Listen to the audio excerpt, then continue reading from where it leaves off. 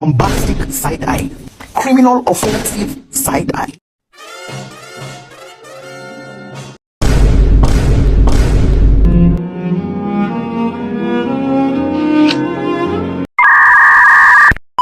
Halo, selamat pagi dan salam sejahtera untuk kita semua. Pertama-tama, marilah kita panjatkan puji dan syukur kita kehadiran Tuhan Yang Maha Esa, karena berkat rahmat-Nya kita masih diberikan kesempatan untuk berkumpul dengan keluarga seperti saat ini. Yang saya hormati Bapak dosen pengempu mata kuliah keterampilan membaca, Bapak Ali Murida, dan tidak lupa juga teman-teman yang saya banggakan. Saya Niluh Eka Saraswati dari kelas 1E. Di sini saya akan menyelesaikan tugas saya, yaitu menceritakan ulang novel dan menganalisis novel. Di sini saya mengambil novel Will You Marry Me karya Fatma Sudi Astuti Oktaviani. Seperti ini. Novel ini memiliki halaman 205 halaman. Nah, di sini saya akan mulai menceritakan secara singkat tentang isi dari novel ini secara keseluruhan. Novel ini menceritakan tentang seorang gadis mungil yang bernama Selma dan dua sohibnya bernama Bagas dan Iren. Pada hari Minggu, tepatnya sore hari, Selma, Bagas dan Iren ke sekolah untuk menyelesaikan tugasnya. Selma adalah anak yang rajin. Ia sangat menerapkan prinsip, kalau bisa dikerjakan hari ini, kenapa harus besok? Waktu itu dia membiarkan dua sohibnya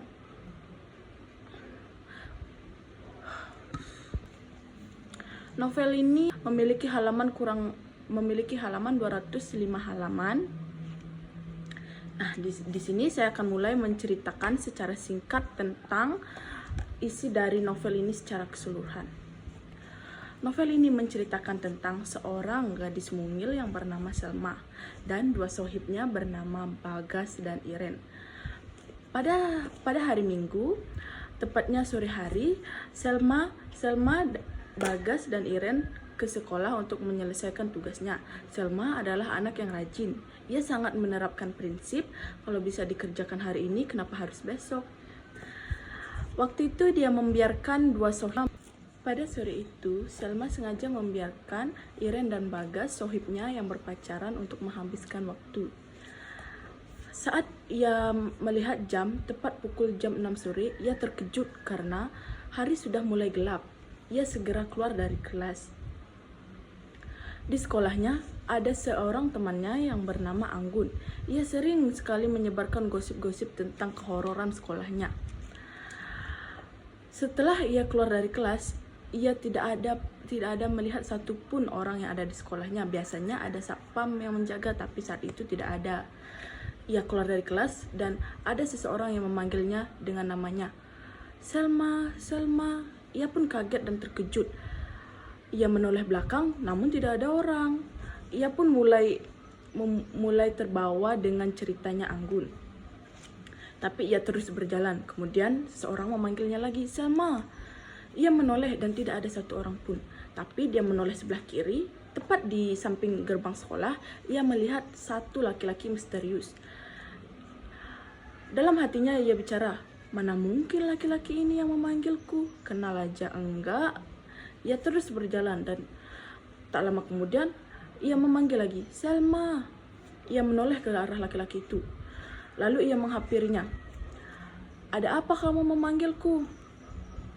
Aku ingin mengantarmu pulang, ucap si laki-laki itu. Tapi Selma yang merasa ketakutan karena ia belum kenal dengan lelaki itu, tapi ia ingin mengantar Selma pulang.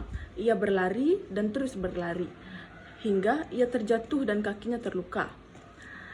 Laki misterius itu menghampirinya dan mengangkat tangannya. Ia mengatakan, ayo aku antar pulang saja. Selma pun menolak. Namun, Selma berpikir dengan keadaannya seperti ini, ia tidak mungkin bisa berjalan sampai ke rumahnya. Ia pun menerima ajakan lelaki itu. Lelaki misterius itu mengarahkan Selma untuk menaiki pinggangnya dan menggendongnya. Namun Selma ragu.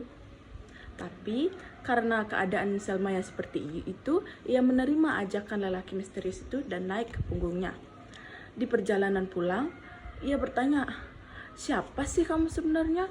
Gitu. Terus laki-laki misterius ini menjawab, "Kamu mungkin tidak mengenal saya, tapi saya mengenal kamu secara mendalam." Selma pun terkejut. Di tengah perjalanan, lelaki misterius itu mengatakan seperti ini, "Will you marry me, Selma?" Ia sungguh sangat terkejut. "Kamu apa-apaan sih? Baru juga kenal, saya juga tidak kenal sama kamu, kenapa kamu langsung melamar saya?" Selma pun terkejut. Ia mengatakan, "Sekali lagi saya mengatakan, kamu memang tidak mengenal saya, tapi saya mengenal kamu secara mendalam. Saya mengenal keluargamu, saya mengenal kamu secara mendalam." Selma pun kaget. Karena Selma merasa berhutang budi kepada lelaki misterius ini, ia pun menerima keinginan lelaki itu dengan syarat, jika ia bisa menaklukkan hati ibunya, maka Selma akan menerimanya sebagai pacarnya. Setelah bercerita, Selma menanyakan siapa nama laki-laki tersebut, dan laki misterius itu menjawab namanya adalah Nathan. Sesampainya di rumah, betapa terkejutnya Selma karena Nathan sungguh akrab dengan ibunya Selma. Padahal Selma tidak pernah mengenalkan Nathan dan tidak pernah membawa satu laki-laki pun pulang ke rumahnya.